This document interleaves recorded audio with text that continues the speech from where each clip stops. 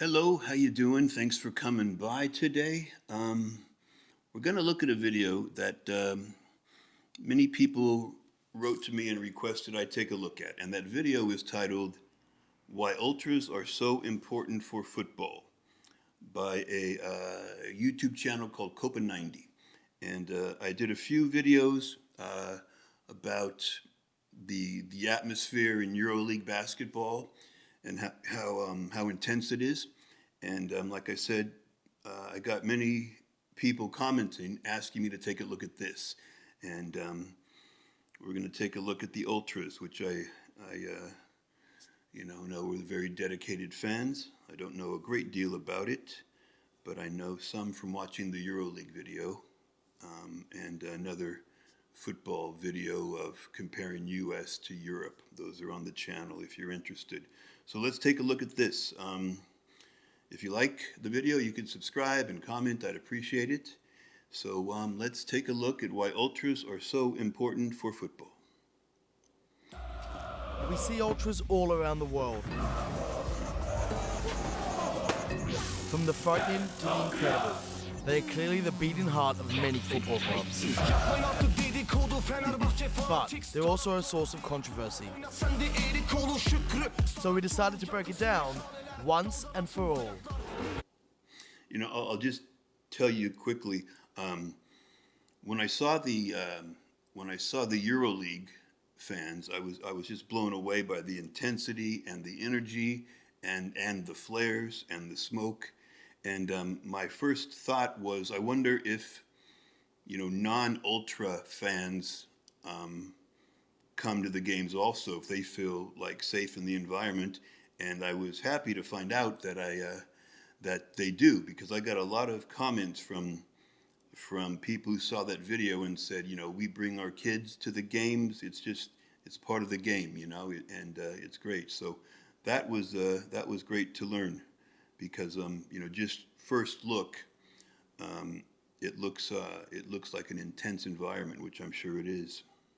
What is an ultra? And what do they do? We've all grown used to scenes like this out of Italy and Germany. Scenes from this to this in the MLS. The glory of the Balkans, and all too often see them portrayed as criminals for moments like this. But what are ultras and what do they do?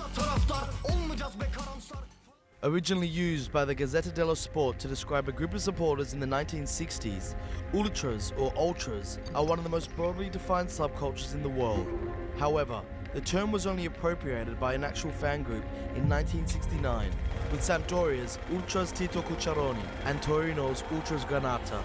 Since then, fans have reappropriated the name, but given the global reach of the game, the term is far from clearly defined. Italians interpreted foreign styles of spectatorship and made their own, something between the South American Barras and Brazilian Torcidas and the British hooligans. Thus, ultras groups were established. That was interesting. He said ultras could be considered between this group. I think he said, I forgot what he said the first group was, and then English hooligans. Does that mean the English clubs fans don't consider themselves ultras? I'm not sure. I'm not sure if I misunderstood that or not. But we'll see. Born to represent the distinct cultures and traditions from which they originated, taking inspiration from the time of city-states, in which autonomous cities would defend their identity and their interests against others, ultras value the defense of their territory, which is a feeling that has its roots in the historical age. Wow, no, that shows a lot right there. I mean, I'm in Los Angeles right now, and there are cities, there are neighborhoods in Los Angeles that definitely protect their territory and are very loyal to the group, but it doesn't go back that far. Like he just said, the communal feeling, the group feeling goes back to like city-states with castles and knights. I mean, that's a whole different level of sort of sense of pride in where you're from. I mean, the U.S. hasn't even been a country for that long, you know, and the fans today feel some sort of connection to all the way back hundreds and hundreds of years. That's pretty powerful. The most fanatic supporters of a Oh yeah, that's a if you're interested, that's a famous photograph of Cassius Clay, who later became Muhammad Ali, knocking out Sonny Liston. But it looks like this group put another face on that photograph and a belt and maybe a different logo on the like the boxing trunks to make it maybe a player or something. That's very cool. team, representing a sort of 12th man. Contributing to what's happening on the field, there's like no feeling like it. An ultra is constantly committed to the club, setting up for match days and social events during the week, attending training sessions and youth games, and showing up hours ahead of match day for any last-minute preparations. That's incredible, you know, when you think about it, because during the game and like with the flares and everything, it seems almost like chaos. But then he said the group comes together, shows up for early to games, shows up to like youth games. I mean, that's an organization that they put together themselves that is pretty dedicated to that team. Away matches are especially important. It's where one proves their true commitment to the group. We played in Bremen and there were 20,000 people coming to that game and 16,000 from St. Pauli. And I don't want to interrupt every minute. I'm sorry about that, or every 10 seconds, but that was a player. It said defender. So I assume he's a player, and he was talking about an away game where 16,000 of the 20,000 fans came from his team, traveled there, I guess, and he seemed very, he seemed happy about it, proud of it. So if the players are into it, that's cool. the opportunity to show off your pride in another territory. This comes in the form of choreographies, flags, chants, banners, and fanzines. The strongest expression of these rituals are usually reserved for anniversaries of the clubs, legendary players, the fan groups themselves, derbies, rivalry games, and finally, big cup matches. Ultras have always been characterised by their rebellious nature. Unlike the British, who support largely rides on reacting to what's happening on the pitch, Ultras make their own show, beyond the result. Eddig nagyon nagy munka van mögötte, akár egy hónappal előtte nekiállunk. Ezt a klub nem finanszírozás, saját erőnkből alkotjuk meg mindig, saját szabadidő. Wow, like he just said, the guy just said, ultras are known for their rebellious nature, which, understandable, but yet they come together as a group at their own resources, both time and money, to do this like outside of any sort of they do it on their own, and they create these things in the crowds that are those big pictures and things. That's impressive, that's that's dedication, both time and money. That's amazing. És anyagi tekintetben is. Drums, flares, megaphones, smoke bombs, the opportunity to freely express a collective idea and a unity of devotion all contribute to this atmosphere. Whenever possible, Ultras will march through a city in a corteo, making sure their presence is well known. The group mentality is essential to being an Ultra. Rivalry and friendship are the most confusing and... Yeah, I don't think, I don't think that type of thing would ever be possible in the U.S. because I don't think people here don't feel as much like they don't feel as closely tied to where they're from or the history and going back generation and generation. It just doesn't seem like it's very not a thing here, but there it sure is, which is great. It's that feeling of connection. Turbulent parts of Ultras culture. Of course, there are derbies between two teams of the same city or town, but the motivation behind friendships and distances between these relationships can be truly remarkable. Despite being rivals, Genoa and Sampdoria both have a friendship with Boca Juniors for their connection of immigrants established in the club. Suna Zvezda's Delier, Olympiakos Gate 7 and Spartak Moscow's Fratria have a connection based on being the dominant team from three Orthodox nations. Just as Ultras took inspiration I gotta say, this video, whoever did this video, it's great. It's like so well done. from political protest, the actions of ultra groups have been influenced by political ideologies ranging from avowed nationalists to anti-fascists. For example, Celtic's Green Brigade, who forge international links and friendships with other anti-fascist ultra groups across Europe on political grounds, as can be seen with their friendship with German side St. Pauli.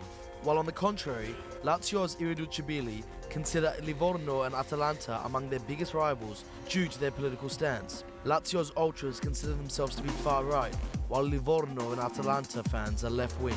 In recent decades, the culture has become a focal point for the movement against the commercialization of sports and football in particular. Big TV contracts have left stadiums empty, ticket prices are on the rise, and players seem to live in a different reality, where loyalty is lost and the chance of signing for a higher wage bill wins over the chance of acquiring legendary status amongst a group of fans. Yeah, I mean, what do you do if you're so, I mean, you're so dedicated to a team, but you see in this modern game the players come and go, most likely, that's how it works here, come and go based on money a lot, you know, it's probably best to get, you know, stay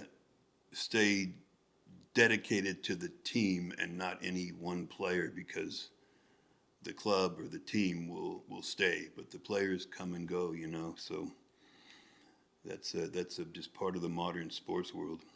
To ultras, football at the highest level often feels like a sanitized product, built more for those in the main stand and in commercial suites than for the most devoted fans behind the goal. Simultaneously, authorities continue to innovate new forms of repression against fans. Magyarországon egy stadionban, legalábbis itt a Fradinál, kell egy személyigazolvány, egy szurkolói kártya, ami tartalmazza a születési dátumot, az embernek az édesanyja nevét, e-mail címét, a címét, illetve a tenyérlenyomatát. That's crazy, you know. That's a lot of stuff to require to go to a game, and they probably require it just to make it difficult for some of them to go, you know. That's I'm old enough to remember when you could go to Dodger Stadium and watch the Dodgers or the Lakers or any team, you know, $5 and you're in, and that's all. That's the whole thing that happened. No IDs, no things like that. So that's interesting. That's a drag, though. Bands on pyro, megaphones and drums, bans on standing room and away travel have had little to no impact of instances on stadium violence. Today, maneuvering the minefield of stadium laws has become a nightmare. These laws have been introduced under the guise of reducing instances of violence at football, but have largely had the adverse effect of killing the atmosphere at many grounds. The fringe elements of these groups, who seek out physical confrontation, continue to operate, as security forces hopelessly seek to curb it through football-specific legislation. This has left fans feeling criminalised, suspicious that states and corresponding football federations would rather see them banished from the game. Whatever your club or political affiliation, the breadth of ultras culture around the world is a testament to this beautiful game. At times, this passion can escalate into violence, but this is not an ultras problem, but a societal one.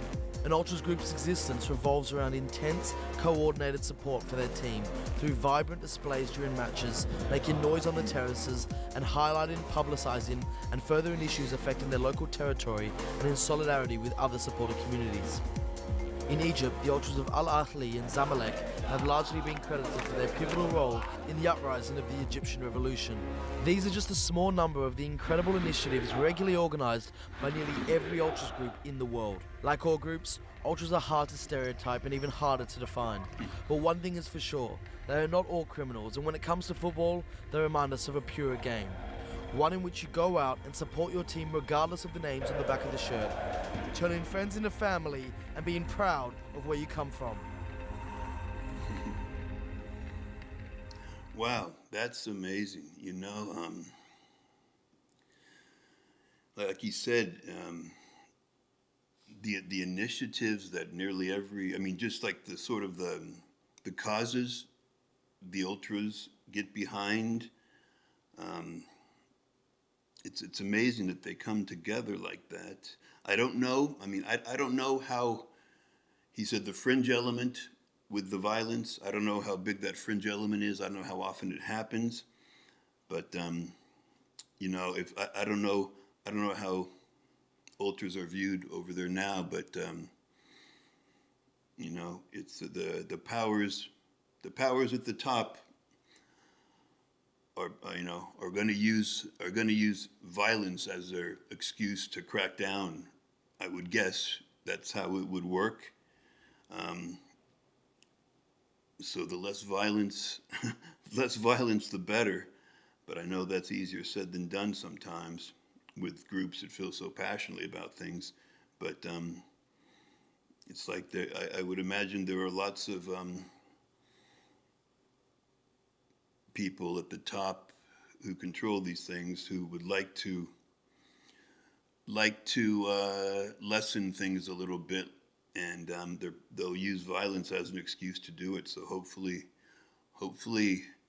that can be keep that to a minimum, and hopefully this can continue, because it's really an extraordinary thing, an incredible thing. From my perspective, it's just, I've never seen anything like it. So